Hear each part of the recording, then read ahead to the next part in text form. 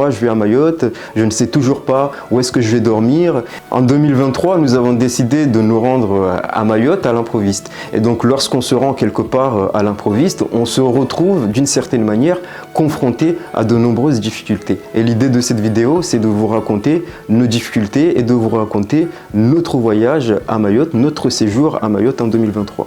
Il s'agit donc d'un voyage avec beaucoup de péripéties, un voyage avec beaucoup d'incertitudes, un voyage avec beaucoup de galères. Et donc la première galère, ça a été lorsqu'on nous sommes retrouvés à l'aéroport Charles de Gaulle et que nous avons appris à ce moment-là que notre avion avait 5 heures de retard et qu'au lieu de décoller à 23 h, on allait décoller aux environs de 4 heures du matin. On a commencé à galérer un peu à l'aéroport, on a commencé un peu à faire les sympas. Je commence à discuter avec une personne qui me dit oui, moi je viens d'Anjouan et que là je me rends à Mayotte et après de Mayotte je vais aller en Anjouan, d'Anjouan je vais aller à la Grande Comore.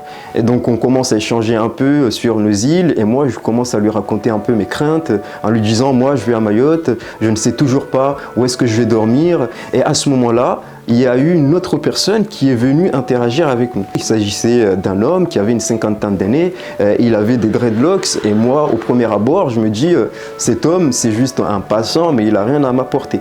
Et donc, en discutant ensemble, en lui disant qu'on va faire un projet autour des médias, à Mayotte, en petite terre, le gars, il m'a dit tout de suite, moi, j'ai tout ce qu'il te faut. Nous avons sympathisé à partir de ce moment-là, nous avons gardé contact. Dans l'avion, on a commencé à plus sympathiser et donc arrivé à Mayotte, il nous a présenté un ami à lui qui s'appelait Zetsi. Et c'est à ce moment-là qu'on s'est rendu compte que à la fois Zetsi et Bako, c'était des artistes mahorais, c'était deux gros artistes mahorais. Et donc ces deux personnes-là nous ont permis de réaliser notre travail. Ces deux personnes-là ont allégé justement notre voyage. Ils nous ont tout simplement permis de kiffer ce qu'on faisait à Mayotte puisqu'ils nous ont mis en contact avec d'autres personnes.